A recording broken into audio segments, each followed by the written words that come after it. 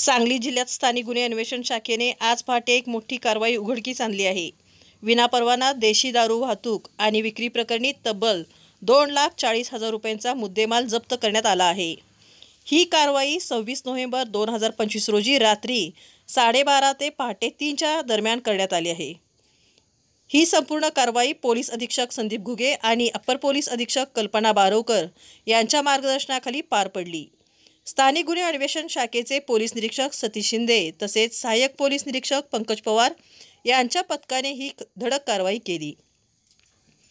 Police head constable Anil Kolekar आणि police constable विक्रम खोत यांना बातमीदारामार्फत बातमी मिळाली होती की पुंडलिक पराप्पा करेनवर वय वर्ष 46 हा इसम निळ्या रंगाच्या मारुती ओमनी वाहनातून कवटेपिरान लक्ष्मी फाटा मार्गावरून बेकायदेशीर देशी दारू वाहतूक करत आहे।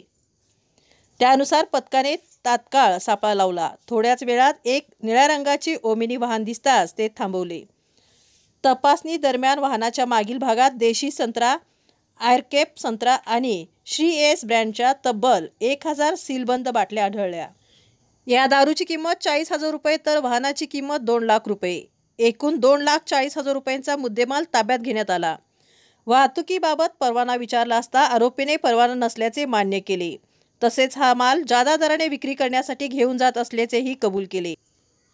सदर माल पंचनाम्यात जप्त करण्यात आला असून आरोपीवर महाराष्ट्र दारूबंदी कायदा कलम 65 ड अंतर्गत सांगली ग्रामीण पोलीस ठाण्यात गुन्हा दाखल करण्यात आला आहे। सध्या या प्रकरणाचा पुढील तपास सांगली ग्रामीण पोलीस ठाण्याकडून सुरू आहे। सदरची कारवाई वरिष्ठांच्या मार्गदर्शनाखाली पोलीस हवालदार अनिल कोळेकर, सागर लवटे, नागेश खरात, सतीश माने, दरिबा बंडगर, संदीप नलावडे, अमीर शाह फकीर, अतुल माने, मच्छिंद्र बर्डे, सागर टिंगरे, अमर नळले, संदीप गुरव, उदयसिंह माळी, महादेव नागने, पोलीस कॉन्स्टेबल विक्रम खोत, केरुबा चव्हाण यांनी केली आहे।